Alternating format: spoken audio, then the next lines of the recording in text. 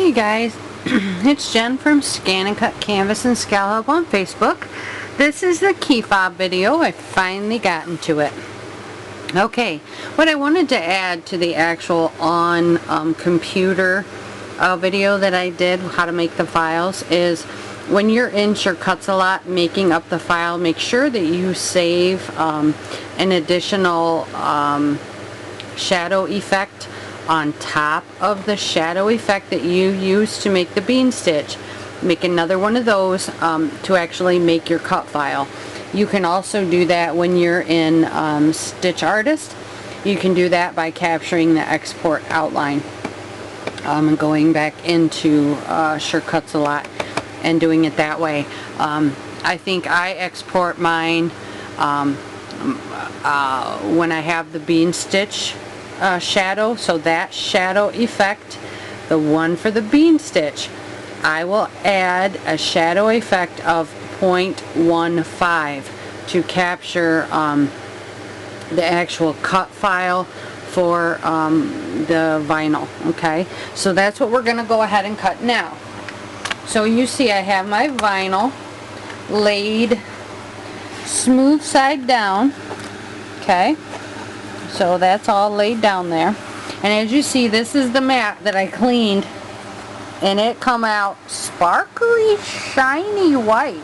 This is the old one that had, I think it's Cervini, the split one that, I mean, was always, you could always tell that was my old mat. But I cleaned it all off with a new technique that's on my group page, but it worked wonderfully. It was awesome. Okay, so here's my single file. Now this is front facing. Well, I have my vinyl both facing downwards, both my front glitter piece and my back piece. So how am I going to have to cut those? Because they're both upside down. Well, they'll both cut this way, so I know that I need to reverse it for my front piece, and I'll have to leave it just like that for my back piece, because I want the back piece cut in reverse to actually put it on the keychain. And then of course the front side I won't cut like that. Well, because it's laying in reverse, because they're both upside down, so I want this one, it's going to be mirrored, and this one, because it's the back, is going to be left to cut straight just like that. Okay, so this will be a good chance for us to take a look at what's in the editing screen and how we can, find my little pokey tool, how we can add another one, and then also how we can mirror it. Oh, there it is. It's actually where it was supposed to be. I don't believe it. That's right. I was working on PES files, so. Okay, so let's add. Nope. Let's not. Let's just go right back in there. This is the window we want right here. Number, you're going to add there. Click OK. Okay, we're going to separate that, but let's come back into this screen. Okay, we know we want the one at the bottom, and I also see that I have the wrong size mat, but we'll address that in a minute. At the top, I know I need to flip that. Here, right here is the mirror image. Okay, so then the one down at the bottom I want to put at the bottom, but look what happens when I try to get down to 12. Uh-oh, I have the wrong size mat. So I'm going to come over here and I'll hit the wrench tool and fix that. Okay, so let's hit OK. Now I can park that down there, and I can park this up at the top. Now when I cut, technically that should come out okay. So this box right here, well, this number will let me add, and this box is the mirror box. Okay, so let's come through here. Okay, and we're going to hit cut. Now I have my deep cut blade in, and because I'm not an abuser of my machine, sometimes I will cut this twice, because sometimes it doesn't cut through all of those little stringy things all at once. So we're going to try this. Make sure it's stuck down nice and good. And I just restuck my mats. Let me see what I have this bad boy set on. I have it set on a 4, and my pressure is always at a -1. So let's hit start and see what we get. I want to make sure it does not move, and it looked like it was starting to. That makes me panic. Okay.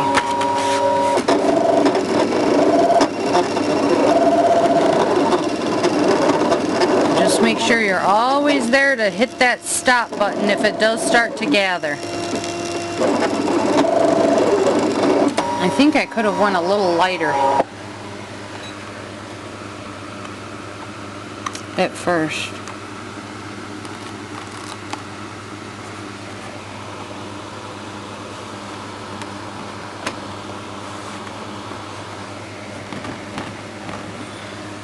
Okay. So it did not go all the way through, but I have a feeling it cut all the way through those fibers. So next time around, so that was actually a 3.5. I'm going to take it up to about a 5.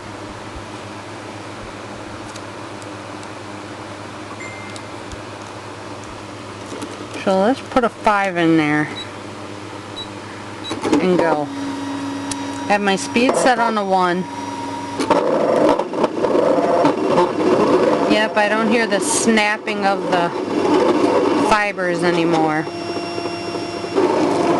Oh.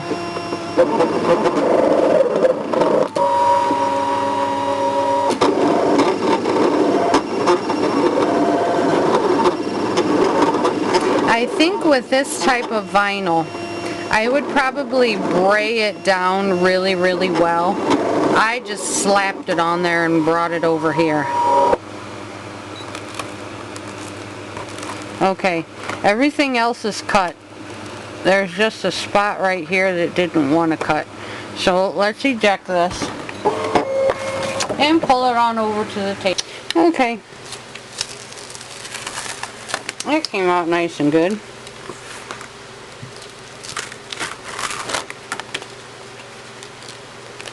Yep, we still have one spot here. And with this being glitter, that's more than likely why. You always have trouble with glitter. So, take your scissors. There you go. Or I could have just ripped the sucker apart, but... And you see my zig kind of leaves you ugly little marks on there, because this is brand newly stuck. So I should leave it dry for about another 5 hours. Okay. So when we stick these together, there's the back and there's the front. Okay. And when I stitch them together, it should be beautimous. Hopefully. But I digitized the file, so there's no guarantee. Just a real quick note, something I did notice. This plain black material cut absolutely fine with no little hangers or flyaways. On here you can see just some tiny little like flyaways that hang out from it. And this is the glitter, okay? So it seems to be something with the glitter, like how it's made. See, like those little things, that's what I was talking about. There's just those little tiny flyaways. So I don't think it's the cutter's fault as much as just how the vinyl is made. It's not anything that affects us using this, okay? But I will tell you, if you zig your mats, let them dry a full 24 hours before you cut stuff on them, because you see, now I got gunk on there that I have to get off, and that's my own fault. Alright, so let's get this all hooked up and ready to go to do some embroidery. Okay, I apologize. I thought I hit the record button. I didn't. What I did is I went in, turned this on, sewed the basting box in here without anything in it, so just put in the white. I'm having a hard time remembering the names of stuff, but put a piece of this white stuff. What the heck is the name of it? I can't even remember the name of this. But put that in there. Went ahead and sewed this basting box that we put in the file making video. And that will tell us where to place this piece, okay? And now with the machine open, let me try to help you get in here. Okay, let's see if we can take a look at the machine. With the machine open here, it will tell you how to lay that piece in there, okay? So with the hoop attached, we're going to lay this in here just like that, okay? So that is how this is going to lay in here. So I'm going to position it to where it's just barely over those lines on all sides. Because remember, this is the piece that's larger than everything.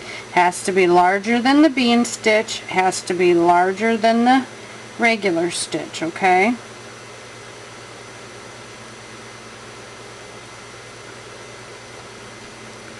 Nope, has to come down. And I sprayed it with 505.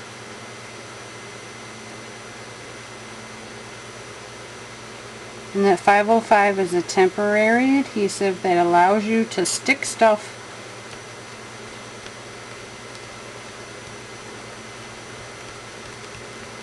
to these to allow it to stay there so it can be stitched on, okay? Alright, let me move this around. And you can tell I use a 505 a lot. Goodness, everything sticks to it. Alright, let me make sure y'all can see here. Okay. So let's cram this bad boy back under here. I'm using the variegated thread just because I like it. Alrighty. So I have that up, ready to go. You back out here. Alright, so let's lower this. And it should be good to go. Hopefully it's even. If not, that's okay, because this one's for me. Oh, stop. Why is this not? Oh, because I jerked it all around.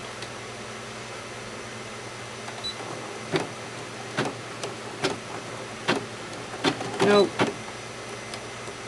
The thread is all messed up.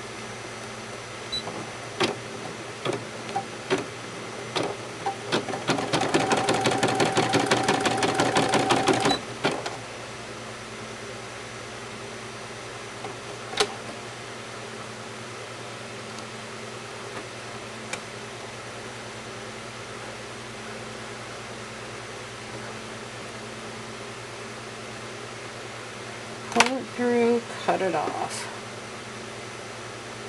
and re-thread it.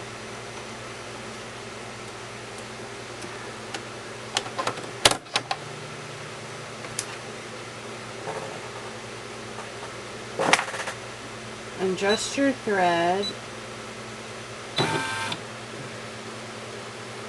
Okay. And if you don't know how to adjust your thread for when things like that happen, I highly encourage you to read your owner's manual.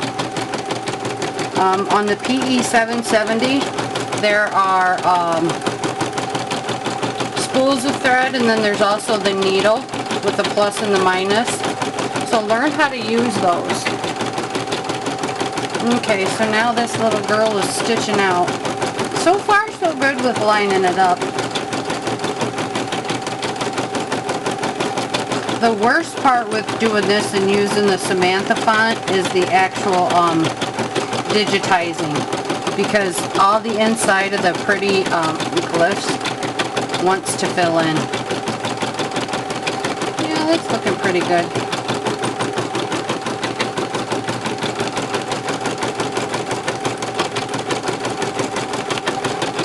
The key point to actually centering these things is making sure they're equal amount over all the lines of your basting box. And if you want, you can actually import that into Stitch Artist or whatever digitizing program you have and put the basting box around that too. It's however you want to do it. There's a million ways to do things.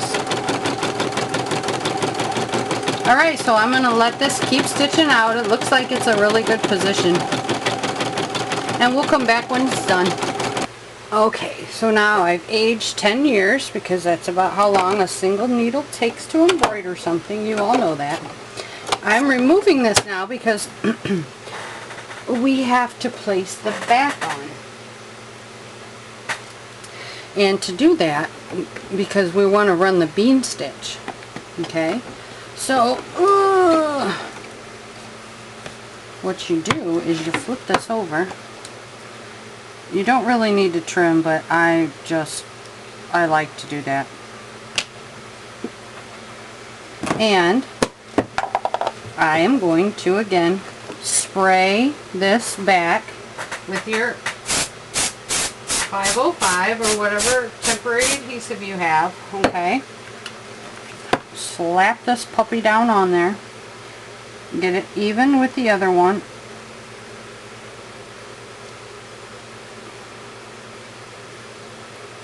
And you do want to make sure it's even, so I have to pull this out of the camera view, sorry, but I want it to be even.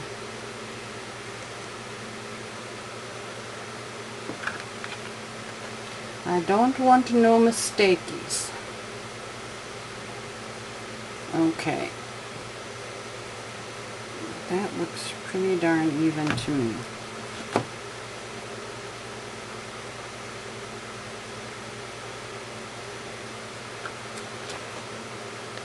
I'm going to hold it up in the light and double check.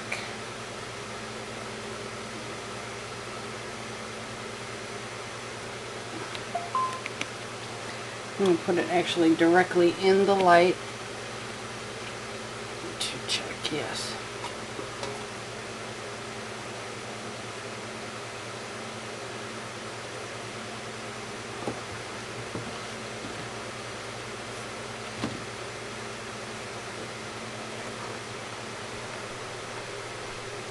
Okay.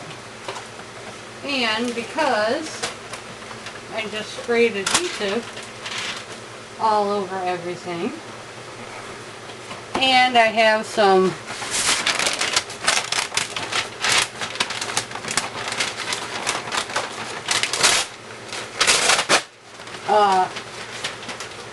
zig glue still stuck on there.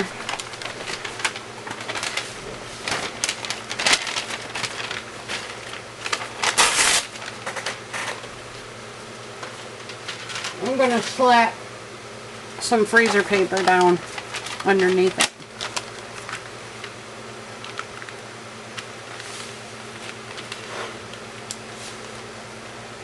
And then I'm going to reattach it to the machine.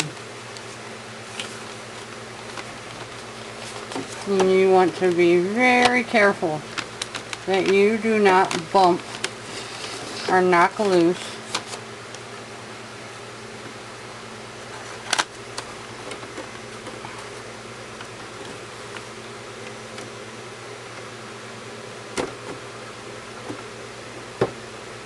that piece.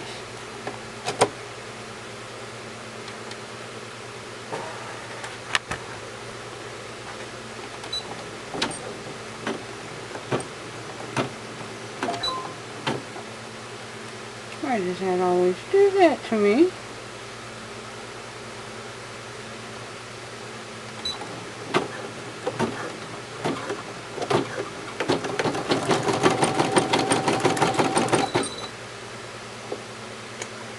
I'll come back. Okay, let's try this again. There we go. It seems like the variegated likes to do that in this machine. Plus, Plus, I think I also should probably change the needle. Oops.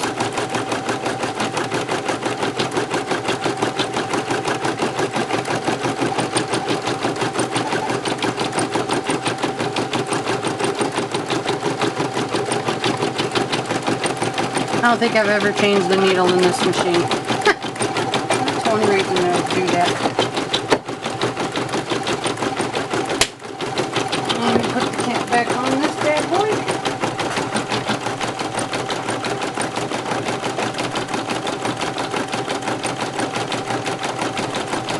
So there it's stitching out.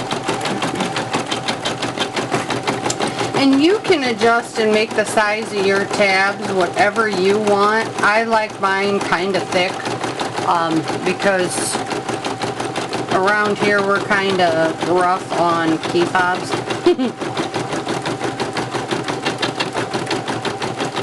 If they're not indestructible, they will be destroyed.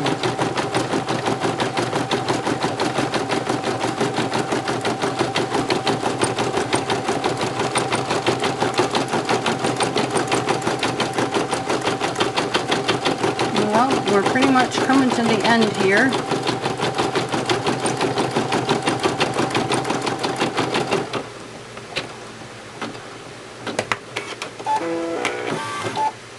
Okay, finished. Alright, let me power this down.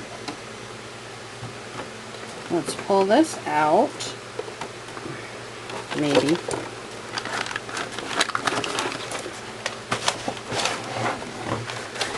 Push the old girl up there.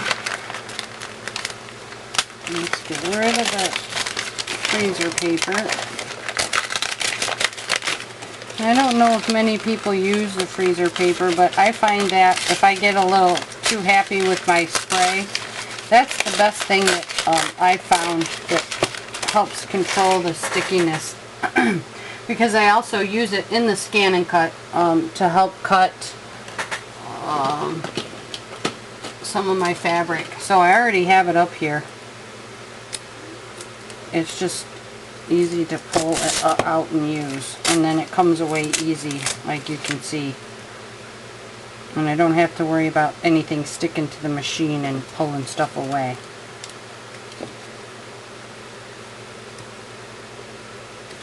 Hopefully you guys can see all of this. Not that you need to see me trying to prevent a big old mess.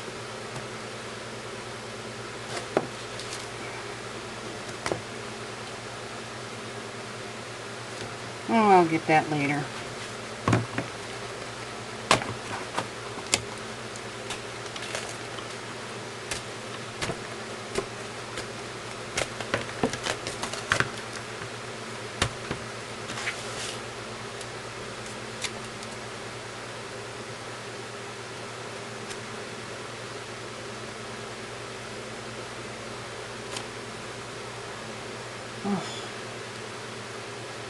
I'm not full of dirt from the garden, I'm full of adhesives from the craft room.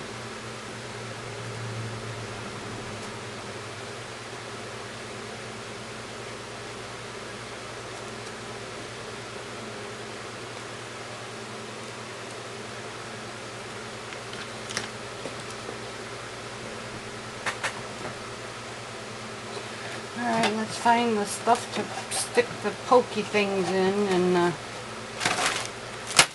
those things. Now I did get a kit from, was it Mickery World or however you say that? So you can take and make your key ring using all this stuff. This is one of the, good Lord, sets that they give you, or not give you, they sell. And I have one of the big crocodiles, so I'll have to explore how to use this. I've never used one of these before, but it's pretty cheap on their website. It's only like 15 bucks, And the crocodile was like really expensive, but I never pay full price for anything because I'm a cheapskate, as all of you know. But there you go. So that's how you make one of these little key fobs. And then you go ahead, put the holes in it, put your little key ring on there, like this. Put your snap tab in there, and then it'll look like that. Oh, it'll look like that. Alright guys, so if you have any questions, you can come and find me over at ScanNCut Canvas and SCAL Help on Facebook. Alright guys, I'm going to finish trimming this up before I go doing any assembly. Thanks a lot guys. I will go ahead and show you how to finish making these for some that don't know how to. I have the crocodile, okay, and I have it turned to the littlest hole. Alright, so I'm gonna come in here and I'm gonna put it in the center, and I'm just gonna punch it right on through, and that creates the hole. Okay, so I have a little butterfly one. I don't like that these are plastic because I can already tell it's probably gonna get broke.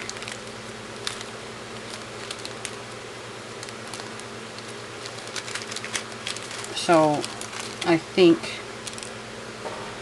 I am also going to slap some glue in here just to give it a little extra oomph.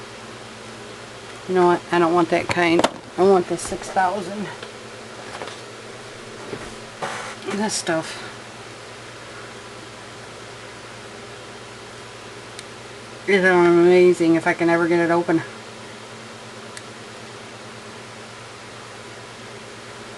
Hang on, I'll come back.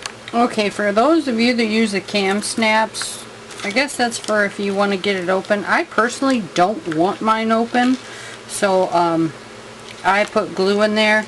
I did attach the cam snaps, but again, I think that's if you want to open it.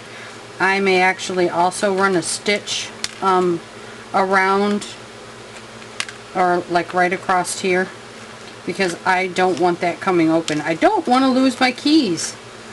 So for all of you, if you want to use the cam snaps, feel free, go ahead. There are instructions online on how to use them. You just squish them together. You need 4 pieces. They do include how to see how to use them. It's pretty easy, but like I said, if you want these to open, which I don't know why you would want them to open if they are your keys, because if you lose them, you lose them. Okay? Alright, so that's how to make an embroidered key fob from absolute start to finish. See part 1, that's how to make the file. And then this is part 2. Alright guys, if you have any questions, find me over at ScanNCut Canvas and SCAL Help on Facebook. Thanks guys.